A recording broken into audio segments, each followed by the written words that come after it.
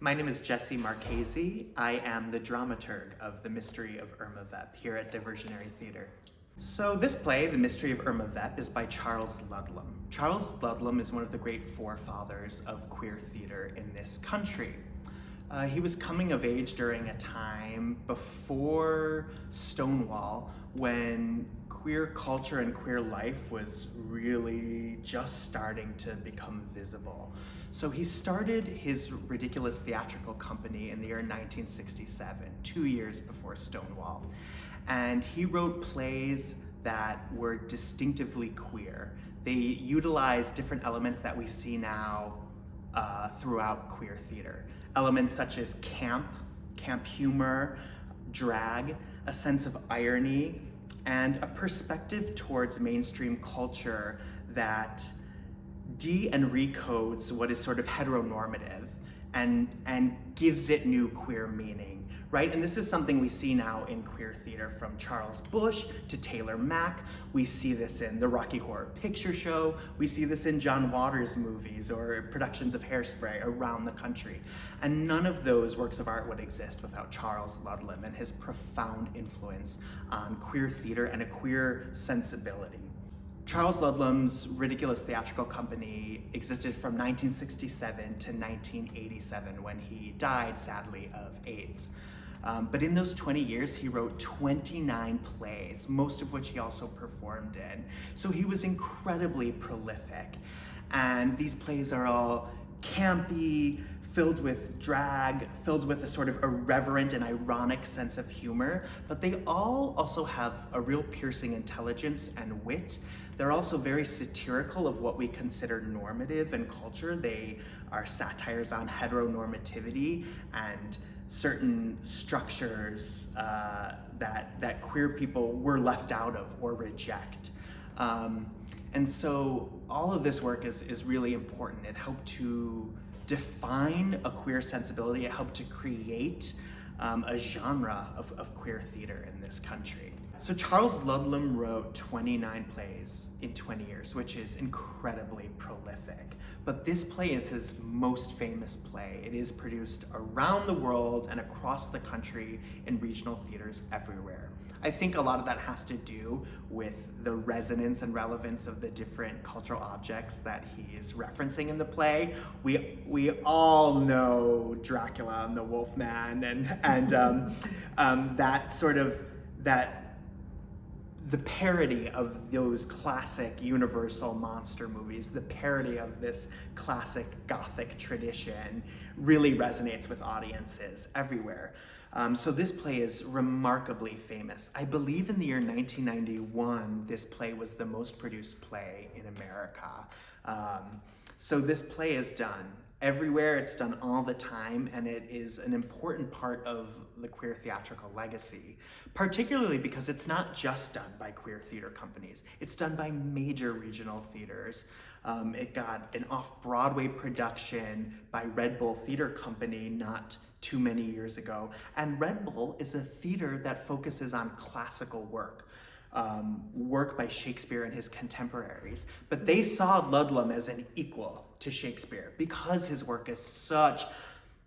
Ludlam's work is of such high literary value. His work is done in classical theater companies and major regional theater companies and also queer theater companies. But I do think that doing this work at a queer theater company is a really unique opportunity to really highlight and bring out in the play what is uniquely queer. I'm so excited because camp is about this sort of covert language that queer people share, right? The mainstream culture left queer people out for so many years. So queer people had to create their own culture. Queer people create their own culture by their unique relationship to different works of art in the cultural mainstream, but also by the different coded and witty and sly ways that we talk to each other. You know, the sort of wink and the nod that we give each other. And this play does that for queer audiences. So while audiences from all walks of life are going to enjoy this play because it's so wildly funny and also has such a beautiful beating heart, Queer audiences particularly will pick up on some of the jokes, some of the references. This play looks at its queer audience members and it winks at them, it nods at them, it says, I see you, and I know you see me in a uniquely queer light. And so it's a really exciting for queer people because it reminds us of our queer past. It reminds us of those years in which we did not have a mainstream queer culture and we had to create it from the sort of ruins of a tattered culture. We had to create a queer culture out of all these discarded cultural materials, movies and plays and works of literature that maybe were treated as undervalued by mainstream culture, but that we saw real value in. Camp is also an aesthetic then, right? It's an aesthetic that looks at how you can make theater in a sort of scrappy way through real imagination and play. And I think that that's also really exciting for people to be able to come here and see that camp aesthetic, something that's so important to queer culture, played out on the diversionary stage. The reason that there's a lot of these references has a lot to do with this sort of recoding and reframing of heteronormative culture. So in this play particularly, he references a lot from the Gothic tradition. So Victorian Gothic romances and Gothic horror. Victorian Gothic romances were always based on these tropes that you also see in melodrama. So there was always the damsel in distress, and she usually married a man who lived in a big house, oftentimes on the moors in England, right, in Wuthering Heights, or in Gaslight, for example. And this damsel in distress usually married a man who was gaslighting her for some reason. Maybe he wanted to steal her inheritance, right? You see that in The Woman in White as well. In this play, he gives us the damsel in distress, which is very much a heteronormative, gendered trope, but he subverts it, he twists it in ways that you'll have to come see the play to understand. But that is really what he's doing. He's looking at works of art that are steeped in heteronormative tropes, heteronormative structures, works of art that are about married couples and the power imbalance between men and women. He's looking at these different forms of art that are so based on gendered tropes and tropes of sexuality that queer people inherently question, right? Queer people know inherently that identity is a construct, and it is a very complex construct. We understand that male and female are cultural constructs and that the reality of gender is far more diverse. We understand that straight and gay are constructs and that the reality of sexuality is far more fluid and diverse. And so he looked at these works of art that he loved, right? Because they did really interesting things, but were steeped in these sort of heteronormative tropes. And he took those tropes and he flips them on their head. By putting the damsel in distress in the play, by casting a man in drag in the play as the damsel in distress, he automatically makes us as audience members question how constructed that gendered trope is. And then by subverting that trope, he even further reminds us how artificial all of this is, right? And so his work is super broad, super campy, but it's not broad in the way that just bad art or bad theater it is. It's targeted, right? So the broadness and the campiness in Charles Ludlam's plays ask us to look at the world as a series of artificial constructs, gender, sexuality, our idea of what is good art, what is bad art. All of this stuff is made up constructs, and a lot of these constructs support heteronormative patriarchy and a very sort of institutionalized idea of what art, and especially good art, is. Charles Ludlam explodes that through his ridiculous aesthetic. But he does this by and recoding this mainstream cultural material. He loves mainstream culture. He loves Gothic romance. He loves Hollywood B movies. He loves melodrama. But he also understands that a lot of those things are inherently based on heteronormative tropes. But he sees in those things, as a lot of queer makers and queer people do, ways in which we relate to those things. Gothic horror, what a wonderful metaphor for the queer experience. The monsters in our closet. We've all been treated like monsters at one point as queer people. We know what it's like when we watch Frankenstein and see that angry mob chase Frankenstein with their, garden tools and their torches of fire. What a great metaphor for the queer experience. But it's a different experience than for queer people to watch Frankenstein. While other people might be identifying with the angry mob, we're identifying with the monster and the empathy with which that monster is rendered.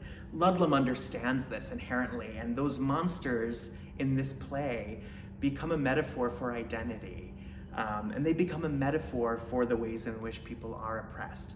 But of course, he does this with great humor and exuberant camp and just a ton of fun. A dramaturg is this sort of mysterious role in the theater that serves a lot of different functions, and it depends on the production. I have a colleague at UCSD that says that a dramaturg is there to ask questions, to answer questions, and to ask more questions. For this production, I did a lot of research into the play, into the author, Charles Ludlum, the context of the play. It emerged at a period in New York theater when the emergence of off-Broadway and queer theater was happening. And particularly for this play, I did a lot of research into the many, many works of literature that Charles Ludlum is referencing throughout the play. This play is an ingenious mashup of different cultural sources, both high and low. So it's a mashup of plays by Ibsen. There are references to Shakespeare, James Joyce's Ulysses, works of literature like Wuthering Heights and Daphne du Maurier's Rebecca, but also these sort of undervalued cultural objects. So pulp fiction, B-movies from Hollywood of the 1930s and 1940s, as well as Victorian penny dreadfuls, which were these cheap sort of horror novellas that came out weekly and cost a penny for Victorian readers. So he mashes up all these different cultural sources and turns them into something unique through this art of queer transformation. And it's really remarkable. He asks us to sort of revalue art. What is good art? What is bad art? What is the bad in the good? What is the good in the bad? Do those value markers have any actual value in our culture? It's pretty amazing. So my job was to do a lot of the research into this play, into the author, into the many works of art that he references in the play, and to provide the team with the fruits of all of that research, hoping that some of that research helps to support some of the artistic decisions they're making in the room. And that's really my aim, right, is to support a multitude of different decisions. And Charles Ludlum, through this play, invites a lot of different creative decisions that could be made. And so I do all this research to support those different decisions. I think that anyone can enjoy this show. It works on so many levels. So if you don't know any of the works of art that Charles Ludlum is referencing, you're gonna come into the show and have a great time. It's explosively funny, it's mysterious and full of intrigue, and it also has a huge heart. But if you do know some of the different sources, if you do know some of the different cultural objects or some of the different movies and works of literature that Ludlum is referencing, you're gonna have an especially good time, right? You'll notice, oh, that's from Rebecca, that's from Wuthering Heights, that's referencing Dracula or the Mummy or the Wolfman. And a lot of those references, a lot of us know, right? Like we all share those horror references particularly. They are so a part of our cultural discourse, they're so a part of our shared imagination that everyone's gonna understand those references to Dracula, to the Wolfman, to the Mummy. And if you know Rebecca, if you know Wuthering Heights, if you know Gaslight or some of the other more obscure or pieces of high literature, some of the Ibsen plays that Charles Ludlam is referencing, you're gonna have a really good time pinpointing those as you watch the play. But it's such a fantastically and explosively entertaining piece of work that you don't need to know anything coming in to enjoy the play. I hope audiences come to see The Mystery of Irma Vep because it's a very important play in the legacy and history of queer theater. But I also hope audiences flock to see this play because it is explosively funny, filled with mystery and intrigue, piercingly intelligent, and also with a beating heart. This play, which is explosively funny, also has really beautiful things to say. It has beautiful things to say about our identities, the parts of ourselves we share with others and the parts of ourselves we hide. And this play also has really beautiful things to say about the lengths to which we will go to fight for those we love. And I think that is a beautiful theme that we can all relate to, whether we are queer or not. Thank you.